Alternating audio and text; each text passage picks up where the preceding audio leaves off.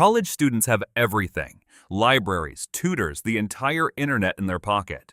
Prisoners have a concrete box and maybe one book. Guess who learns faster? Malcolm X walked into prison unable to read a full sentence. He walked out one of the most articulate men of the 20th century. Why? He hand-copied the entire dictionary, every word, every definition, every single page. That's not discipline, that's a system. Prisoners know something your professors don't. 3 things, actually. And by the end of this, you'll never study the same way again. Chapter 1. The Focus Advantage. You have the freedom to go anywhere, so your mind goes nowhere. Phone buzzes, you check it. Notification drops, you're gone. Professor talking, you're scrolling. You're not distracted occasionally. You're distracted structurally. Prisoners don't get that option. No phone, no tabs, no exits. Their brain stops fighting for attention and starts using it.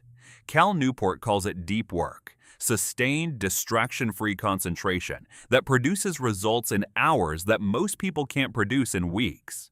The University of California found that after a single interruption, it takes 23 minutes to fully refocus. The average professional gets interrupted every 3 minutes. Do the math. You never actually focus. Your brain isn't broken. It's been rewired for cheap dopamine, quick hits, fast rewards, zero depth.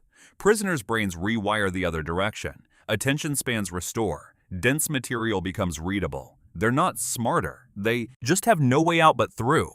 Now you've got focus. But here's the problem. Focus alone fades. You'll quit by day 3. That's where the second advantage comes in. Chapter 2. Life or Death. Learning. You study for a grade, maybe for a job. They study to survive. Most prisoners who become scholars aren't chasing diplomas. They're fighting cases. Learning law because their public defender is useless. The thought hits, if I don't understand this, I stay here. That's not motivation. That's survival.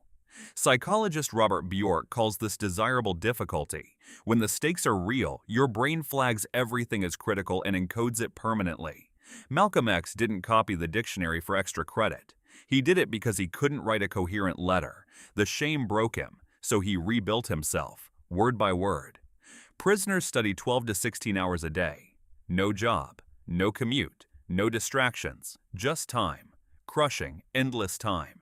They flip the curse into an advantage. Your version, manufacture the stakes. Tell someone you'll teach them what you learned by Friday. Record yourself explaining the concept. Put a bet something real on the line. Your brain doesn't know the difference between prison and a public commitment. It just responds to consequence. 2 advantages down. Hit subscribe before you forget them. 1 more to go. Chapter 3. The Scarcity Method. You have unlimited resources, infinite access. You retain almost nothing. They have 3 books maximum and master everything inside them. Scarcity forces depth. You can Google anything, so you remember nothing. Prisoners can't look it up later. They memorize. They internalize. When you have 3 books, you read each one 10 times. You analyze every sentence. You extract every insight. You write on cell walls because your notes get confiscated. Psychologist Betsy Sparrow at Columbia University proved this in 2011. She called it the Google effect. Your brain refuses to store information it knows you can retrieve later. Why remember when you can search? Your memory lives in your phone. Theirs lives in their head. They can't copy-paste, so they actually learn. Your version. Close the tabs. 1 source. 1 notebook. No digital safety net. Constraint isn't a limitation. It's the method. By the way, I put all of this into a 1-page prisoner learning protocol you can print. Link in the description. It's free. Here's the thing. You can copy every one of their methods. 0 distractions, survival stakes, enforced scarcity. Whether you're studying for the MCAT, learning to code, or building something on the side, the system works. But if you're still addicted to your phone, what's the point?